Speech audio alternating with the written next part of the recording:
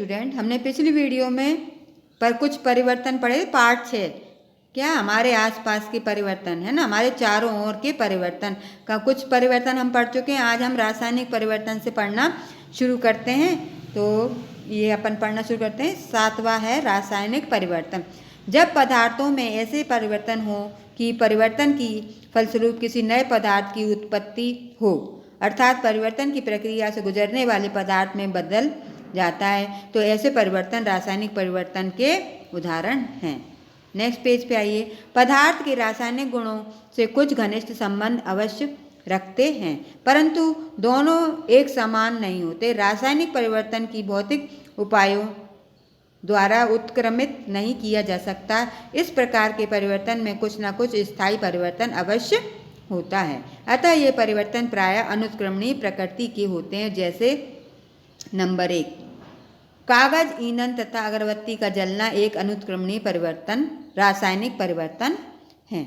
जब कागज का दहन होता है तो कार्बन डाइऑक्साइड, जल वाष्प तथा राख उत्पन्न होती है। इसके गुण कागज के गुण से सर्वदा भिन्न होते हैं। इन वस्तुओं से हम पुनः कागज प्राप्त नहीं कर सकते हैं। दूसरा है मोमबत्ती का जलना एक अनुत्क्रमणीय रासायनिक परिवर्तन है। दहन के फलस्वरूप कार्बन डाइऑक्साइड तथा जल वाष्प उत्पन्न होती है, जिन्हें मोम में परिवर्तित नहीं किया जा सकता। दहन प्रक्रिया में मोमबत्ती पिघलती है। पिघलना एक भौतिक परिवर्तन है। नंबर 3, लोहे में जंग लगना एक रासायनिक परिवर्तन है। धूसर भूरे रंग का आघातवर्धनीय लोहा लाल भूरे रंग की जंग के कारण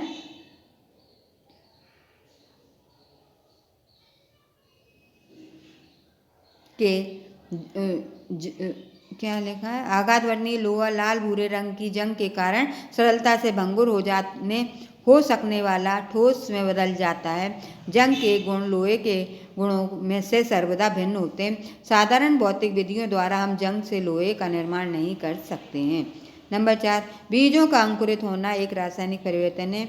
बीज वृक्ष के तने तथा पत्तियों के रूप में परिवर्तित हो जाता है, जिसे पुनः बीज से नहीं बदला जा सकता है। पुष्प में बीज का बनना एक रासायनिक परिवर्तन है।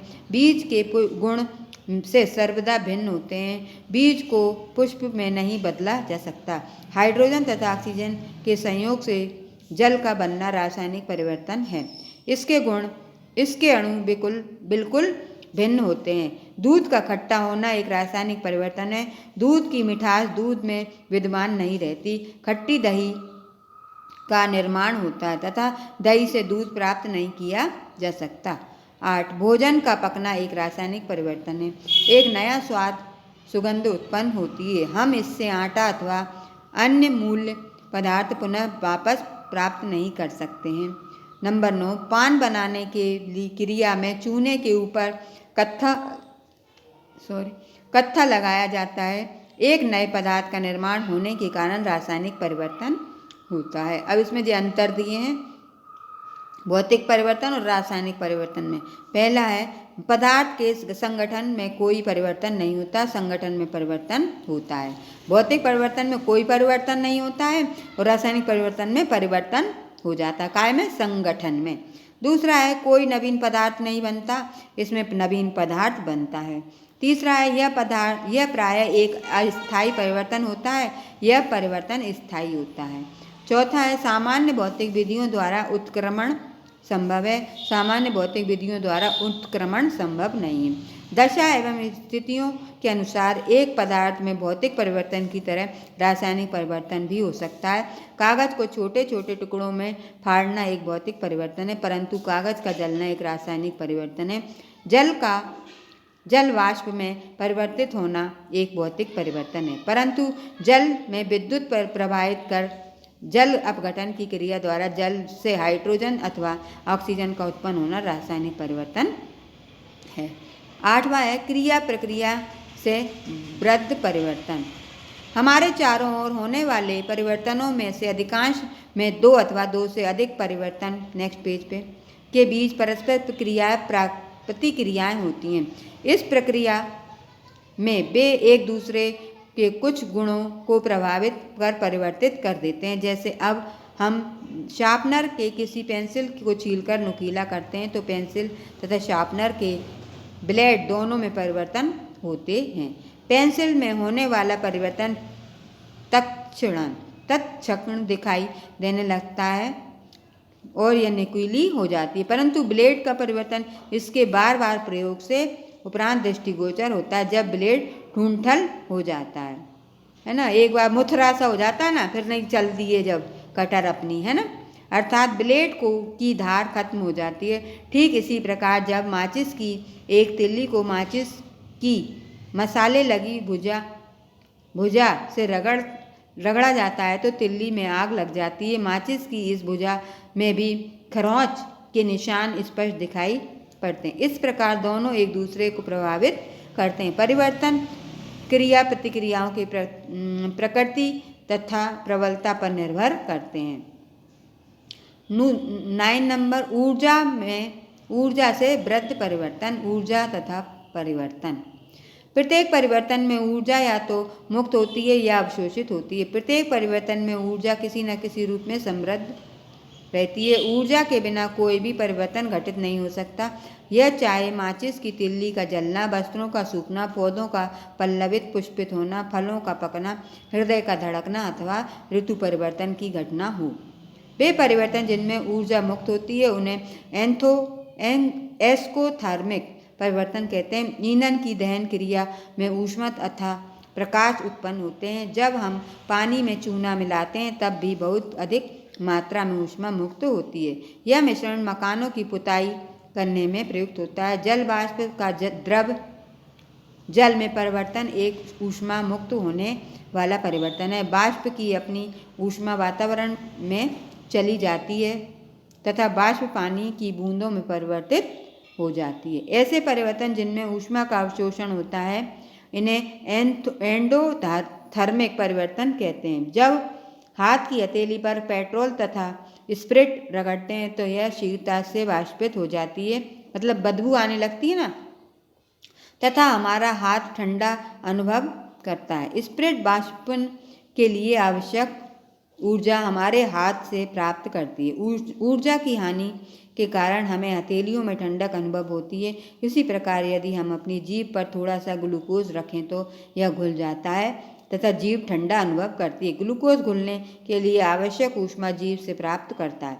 ऊष्मा क्षय के कारण जीभ में ठंडकपन उत्पन्न अनुभव होता है। इसी प्रकार जब अमोनियम क्लोराइड जल में घुलता है तो शीतलन होता है।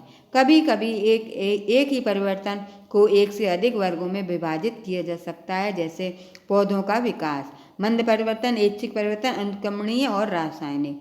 विद्युत बल्ब का जलना, तीव्र परिवर्तन, ऐच्छिक परिवर्तन, उत्क्रमणीय परिवर्तन। दूध से दही का बनना, मंद परिवर्तन, ऐच्छिक, वांछनीय, अनुत्क्रमणीय, रासायनिक। बर्फ का पिघलना, तीव्र परिवर्तन, ऐच्छिक परिवर्तन, उत्क्रमणीय और भौतिक परिवर्तन। ठीक है, तो बच्चों आज ये चैप्टर तो हो गया।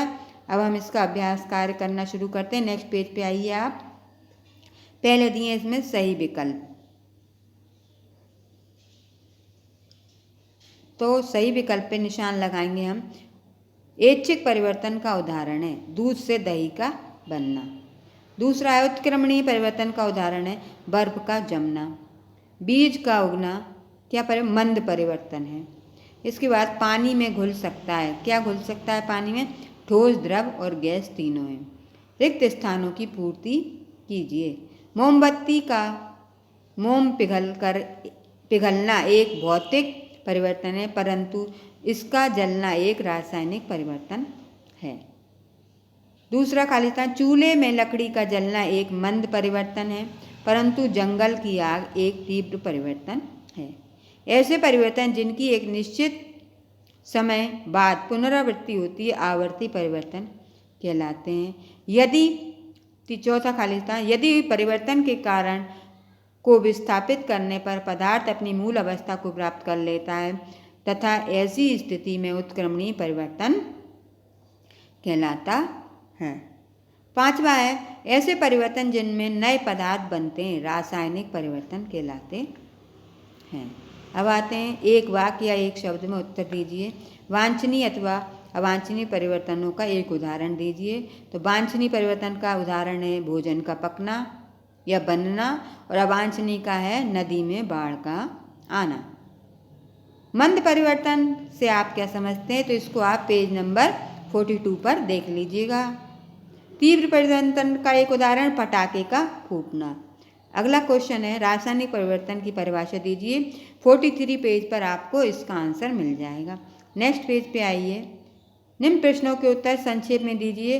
उत्क्रमणीय अथवा अनुत्क्रमणीय परिवर्तनों के बीच में अंतर स्पष्ट कीजिए। तो पेज नंबर 42 से 43 तक आपको इसका आंसर मिल जाएगा, आप देख लीजिएगा। भौतिक परिवर्तन का एक उदाहरण बताइए। तो कांच के गिलास का टूटना। अगला क्वेश्चन है रासायनिक परिवर्तन के 4 उदाहरण।